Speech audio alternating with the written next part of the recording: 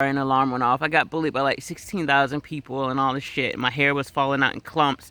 Like my hair was like down here and it was falling out in like one hand right here, one hand right here, like massive chunks of hair.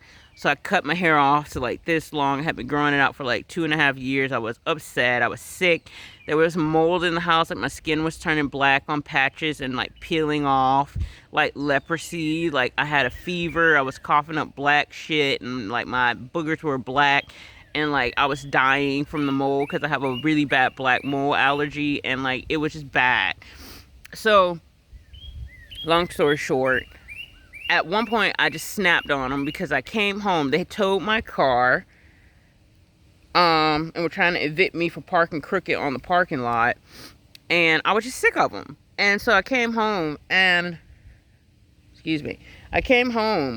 and I saw all three of them coming out of my apartment because they kept trying to serve me with eviction notices, and they were conducting a move out inspection. And I was like, you can't do that if I haven't agreed to move out. So they were just doing their same shit, but like they had banned the maintenance man from coming into my apartment because I had found proof of him taking pictures of my stuff.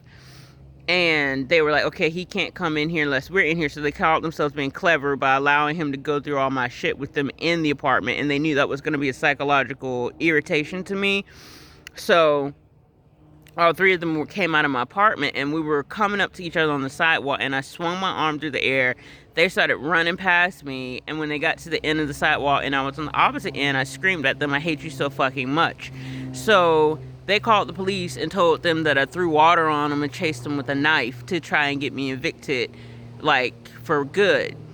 So we had to go to court for assault and battery with a deadly weapon and for an unlawful retainer, which they filed for basically me being in the apartment after assaulting them and me being in the apartment after they had served me with an eviction notice.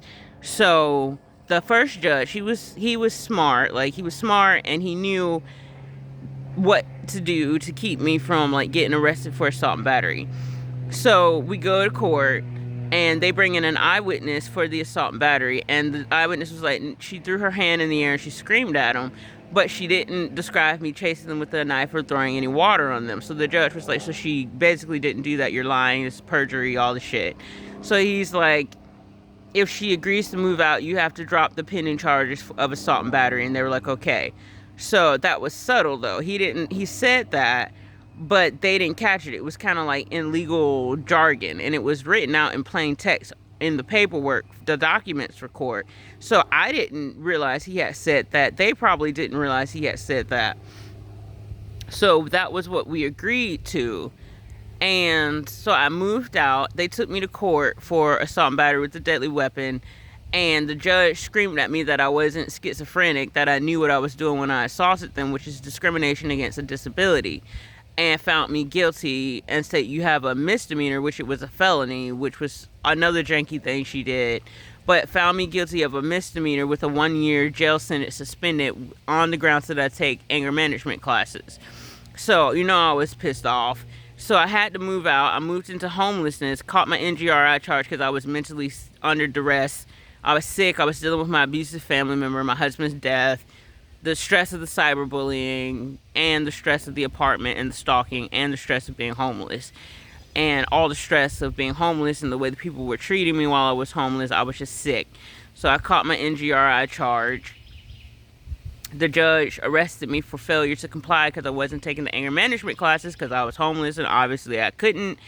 And she waited to see if I was actually mentally insane during the NGRI charge to see whether she was going to put me in jail for not taking the anger management classes, or if she was going to let me go and attend to the NGRI charge. So when she found out that I was NGRI, she let me go. So then I went to the NGRI charge, and now that I'm done with all of that, and it's been a couple of years, and I've really been looking over that court case, I went and got the court case files from that court case, and I saw where the judge had entered the verdict that if I moved out, they had to drop the assault and battery charges. So now I'm suing for perjury because they took it into court saying that I chased them with a knife and threw water after an eyewitness testimony saying that I hadn't done that, and the judge saying she didn't do that you can't sue her for that if she moves out. So I'm suing for perjury and $100,000 for duress and emotional distress. So that's the update of where we are now. I would like to sue Tim for stalking me because the judge that said I wasn't schizophrenic is the same judge who wouldn't give me a protective order when I told her that he had put a camera in my house. So she had discriminated against me twice, wouldn't give me a protective order, restraining order, anything like that, left me hanging, and I didn't have any way to get him arrested, because if I had gotten that restraining order and he had done anything else stalkerish, he would have been arrested and taken to prison for stalking and voyeurism and unlawful entry and taking pictures of my shit in my house and all the stuff, because he would have surely done it again and gotten caught. But she didn't give me any recourse to get him arrested, so it just fell apart. But I have grounds to get it in court because they weren't allowed to take me to court for it under the judge's first order. So it shouldn't be a misdemeanor on my record at all. So I can get it in the court for perjury and for breaking a judge's order, basically, is what it would fall under. But I'm trying to push for perjury and for breaking a judge's order and for emotional distress. I know I can sue for a lot more than $100,000, and I plan to talk to an attorney to see what he thinks I should sue for as far as monetary amounts against the apartment complex, because I'm not suing them directly. I'm suing the apartment complex since they were at work when they did it, and I know I can get money out of the apartment complex since they have a lot of money.